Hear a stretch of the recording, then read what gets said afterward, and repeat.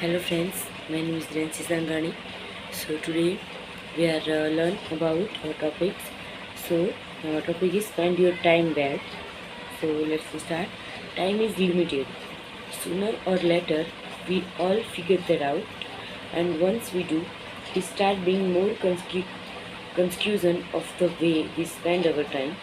Thinking is a double-edged sword. It can help you, but it can also destroy you. The outcome depends on how you use your thoughts. Your mind is an instrument, nothing more, nothing else, and nothing less. In this book, I shared how I've learned to use my brain more effectively. Sometimes you have to think differently, and there are times you must stop thinking altogether. It's up, it's up to you to decide when you should deploy which method and deploy which method.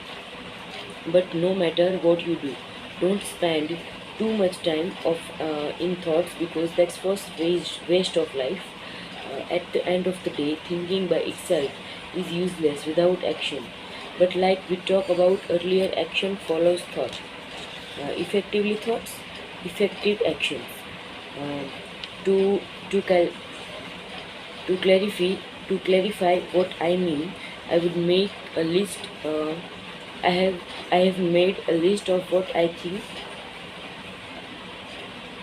and what I think are effective thoughts: making your life better, growing your careers and business, visualizing your future, thinking of your ideas, solving problems, coming up with fun things to do with your partner, family, or friends. It's really not that complicated. However, sticking with this way of thinking is very hard and takes work. Don't expect to become a practical thinker after reading this book only once, like and skill. Better thinking requires daily practice. I do that by looking at everything that happens in my life as an exercise for thinking better. Because if I don't, I start wasting my life and wasting my time on useless thinking, like complaining, feeling sorry for myself, and not enjoying my life. Where collectively thinking is so much we're missing out on life, and it has nothing to do with fancy things other people do. We all know that the beauty of life lies in the small things. Did you notice the sunshine this morning when you woke up, or raindrops? Did you notice the smell of your coffee? Did you feel the texture of your calories? If your answer is no, you definitely need to get out of your heart and out of your head. Stop thinking and start feeling. Inner calm. There is only one end goal to all of this: inner calm. No matter what your experience in life, and no matter what happened to you, your mind should stay calm under all circumstances. What's the ultimate prize in life? Mystery of the mind means that we control our mind. Remember, you can only achieve that through daily practice. Some people call it meditation, and other might call it uh, mindfulness. No matter what you call, finding inner calm. Please don't overcomplicate it. You don't need a $10,000 course to learn how to find some peace inside your head. Just sit down, be one with your thoughts, observe them, and then ignore them. That's all there is to meditation. I meditate all the time when I walk, exercise, write, wait, sit, lay, and whatever. I can always find the time and energy to go within myself to find peace.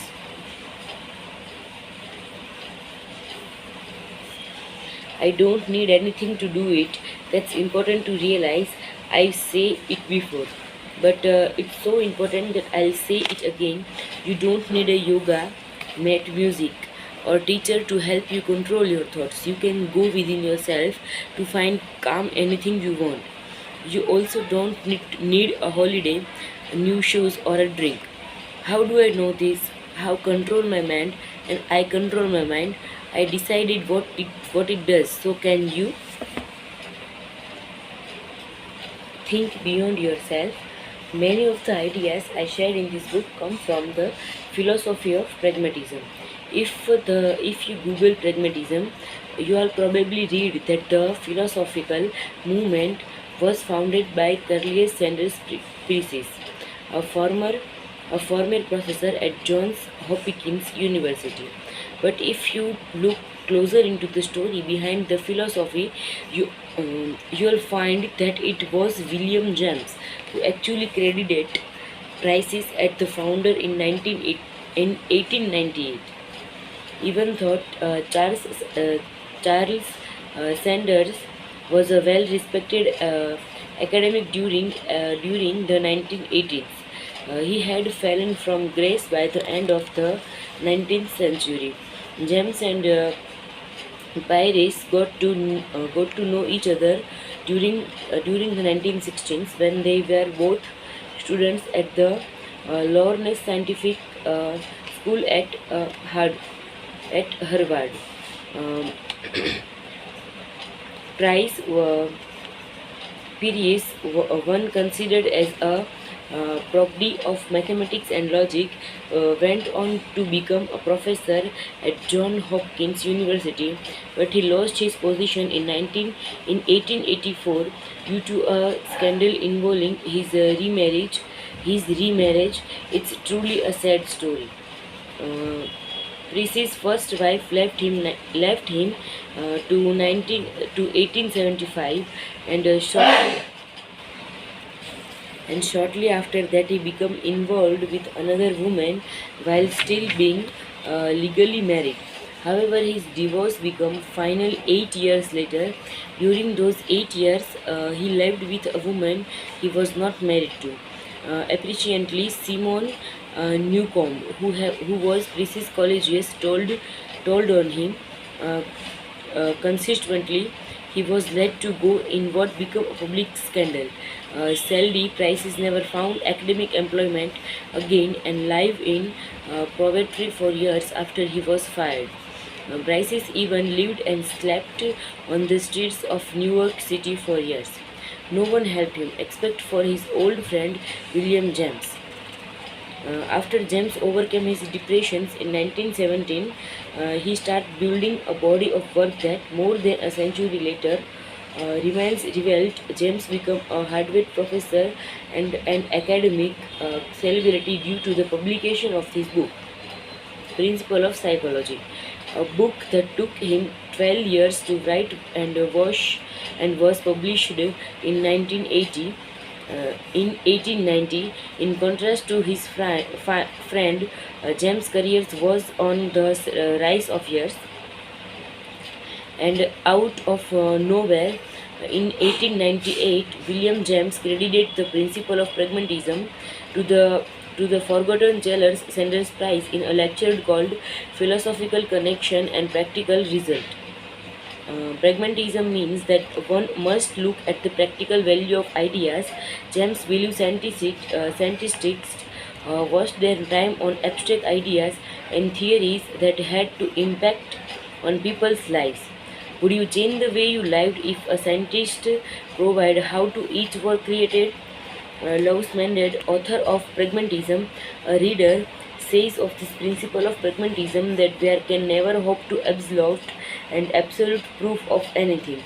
All our decisions are based on what the universal is today and what it will do tomorrow.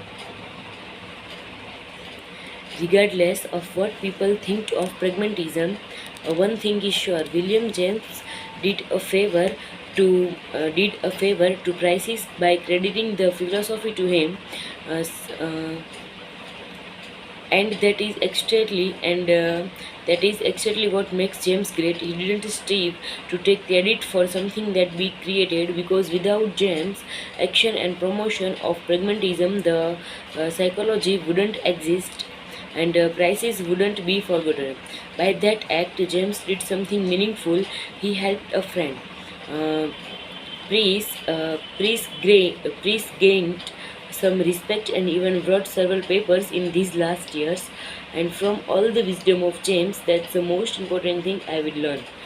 William James himself once said, "The greatest use of a life is to spend it on the something that will outlast it." practically speaking, there is no purpose to doing something that outlasts you. You want to be there to see it anyway, but that's not the point.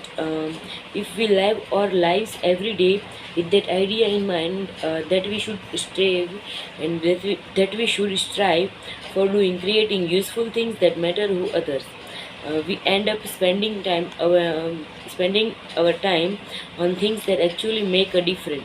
When you do that, life automatically has meaning to everyone. Thank you, a gift. Thank you for going on this journey with me. My goal was to take you inside my thinking process. I hope that this book serves as an anchor to you and that you read it more than once, especially during typing mistake and typing times. I appreciate that you took the time to think straight, uh, deciding to read the book and deciding to read book over the other might seem small to a reader who has millions of peoples and millions of options, but to me, the author, it means everything. So thank you. To show you my gratitude, I want to offer you something in return. A bonus section with a behind the scene look at my personal general entries. In the bound section that you will find the new upcoming pages. I will take you one step deeper into creative journey. And if you want to get more free content, join my new newsletter on dariusforex.com newsletter. I hope we can continue this conversation about how to think better. Therefore, I invited you share you with story with me. Personally or on my seats and on my sites community page, where other readers share theirs. I like to build real relationship with my readers. That's why I always ask people to stay in touch. My desire and my desire is to see other people do well in life. So please go out there and make good shit happen, and then let me know about it. For now, enjoying the bonus section. Take care, Darius. Uh, a collection of the most important notes. This is a picture of the psychology, and this is a picture of physics notebooks I would use our I I have used over the past 2 years. I'll filled uh, I'll filled up their A5 size notebook per years. That's a good sign to me. It means I have been thinking, learning and working. That's what making me feel good. Plus, I also use the Day on One Classic app for digital journaling. In my notebook, I scribble down ideas, list, and make drawings. And in my day one journal, I often write about my days and what I am working on my expensively. But I won't bore you death with hundreds of pages of useless notes. I'll spend hours to go through all my notes to make collection of what I think are the most important notes for creating this book. To start, I shared the pages where I drew the first sketch of what later became the cover of Think Straight. Then I shared notes where I was trying to figure out the purpose of this book. What does the book do? I asked myself from there. I take you on the rest of my journey from thinking about the objective of the book to making the final notes in my journal. It's a general. Here we go. August 12th, 2016. In the foundation, this is the first time I scribbled something down about Think Straight. As you can see,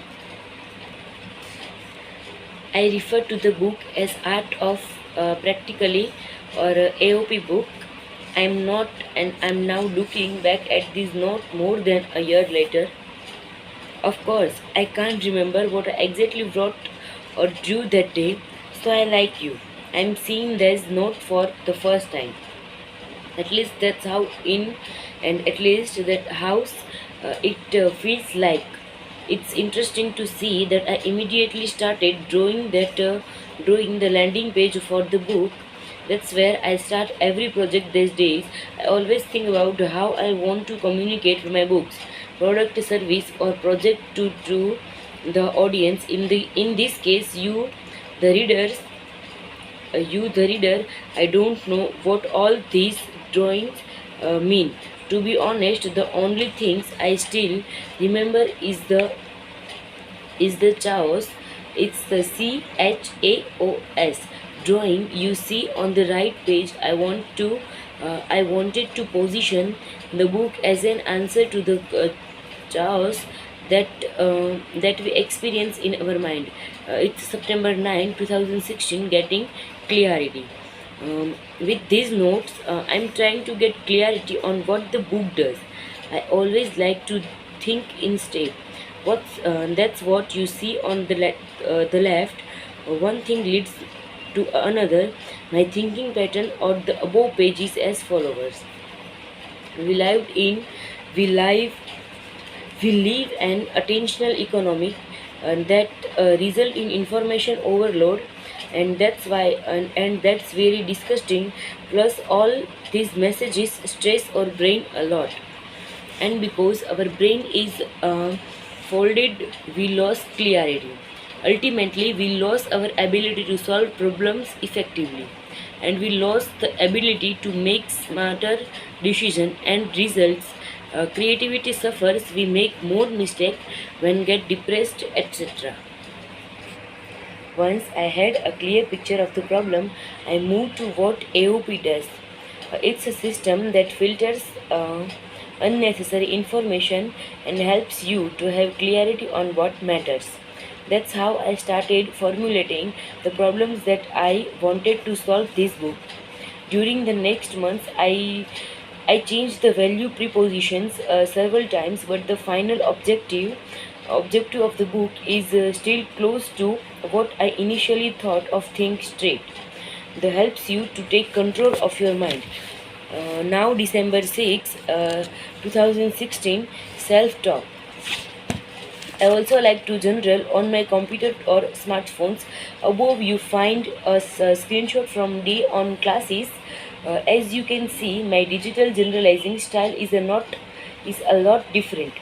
It's more like self-talk. When I use a pen and paper, it's more scribbling and it's more scribbling thoughts. Anyway, it's funny to read my journal entries.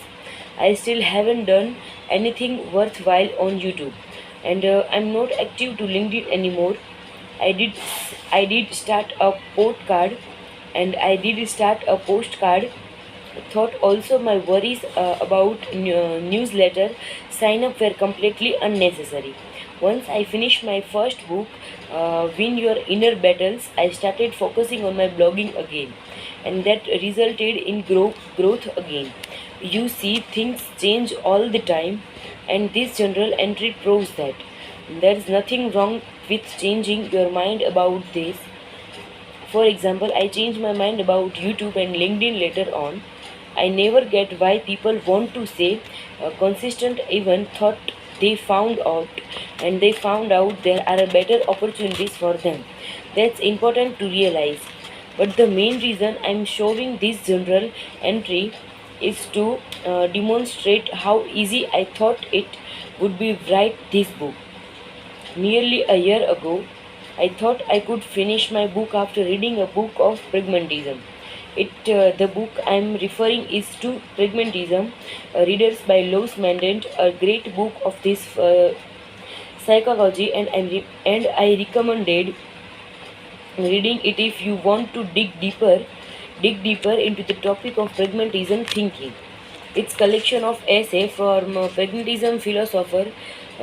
It's not groundbreaking of anything, but it's interesting to learn more about the different pragmatism psychologists, especially William James, Charles Sanders Prices, and John Dewey.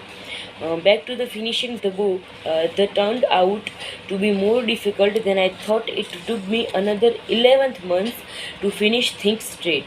April 10, 2017, attempting to write. Again, I was thinking too simple. Now let's start writing my book. I was saying that for months, but the good news was that I didn't let anything discouraging me. I tried different angles all the time. I did more. I did more research and read more about pragmatism and other philosophers. Also, I started drawing more, uh, and that proved to be very helpful. As I write in Think Straight, many of the ideas I share in the book started as drawings. I still think that's the easiest way to make a concept clear. If you are trying to communicate a problem, solution, or challenging to anyone, the drawing is next time. April 15, 2017. It's a good time. Until the point everything went well. On April 15, I had a good writing day, and on these notes you can see the drawing again. The drawing appears in my journal over and over again. When I'm working on something important, I repeat it consistently. See, it's consistently. If I'm working on preferring an article, I can read it 20 times. I tried continuing how often I made the drawing of the book cover, but I stopped after a dozen times. Uh, it's too much. You can also see where I got impression and inspiration for the booking for The War of Art by Steven Pressfield for the writing style and the structure. In the end, I decided to leave out parts of a section in Think Straight.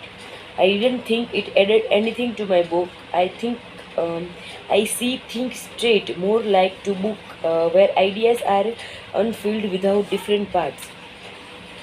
And for the drawings I made, Austin Callion books, still like an artist saved as an example.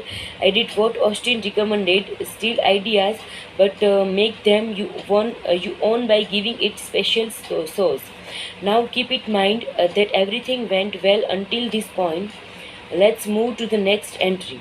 May 3, 2017. It's bad times. You, you, that happened by earlier May. I lost hope and struggled massively with the book. I didn't know what to do with the structure, chapters, and overall goal of the book. Also, I was doing too many things in my life at that time. I launched a membership site for DariusForYouth.com. I was also looking for apartment to buy, and we were looking for new office space for our family business. I also started dating someone. It was just too much, and as a result, I lacked focus. Shortly after this journal entry, I got discouraged and even gave up on writing the book. I knew I wanted to write a great book, and I couldn't settle for something meritorious, so I quit. July 10, 2017, working visually. May, June, and July 2017 were my least productive months of the past 3 years. I lacked focus, only did my necessary task, and just didn't feel like doing that hard things.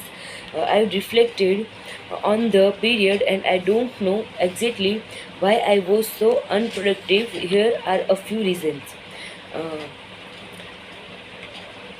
I wasn't clear on my priorities. I didn't track my time. I stopped reading every day. You know, it's not the end of the world. Well, all have bad structured. What matters is what do you about it. To get out of my negative slump, I use my curiosity. That's all. I got excited about learning new things. I wanted to get better at podcasting, writing, and speaking. So I started reading more books about those topics. I took on speaking gigs, schedules interviews for my podcast, and all of a sudden I was on a roll. All you need to do now is it to keep up that momentum, and that's what I did. The screenshot of the screenshot you see above is the first time I created the cover. That was July 10. The only thing that changed for the final version of the cover is the subtitle, but the overall design remained the same. Again, I decided to work visually before I finished writing to the actual look and actual book. I create the final book cover. I also spent a lot of time on perfecting it. But when I finally had the cover, I also immediately knew what the book was about. And when I showed the cover of to people I trusted, they also had the same feelings. When you see the cover, you get the point of the book. This stage of the process was the most liberatory part to me. I finally knew what the book's mission was, and by that time, I also knew what chapters I wanted to have in this book. Now all I had to do was to write them. On October 9, 2017, sit down and write. Look, this is going to sound very simple. If you want to do something, do it. There is nothing else to it. Whatever you want to achieve, wake up every day and go after it. In my case, I wanted to finish this book. I had done my research, I struggled, and I knew what I wanted to write. I just had to sit down and write, and I mean this literally. I literally sat down of every day, turned off all notification, and opened up Word.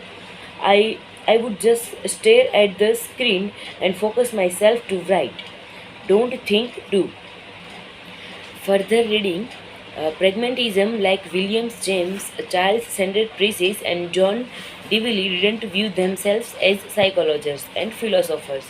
In fact, they believed that the most psychology was useless.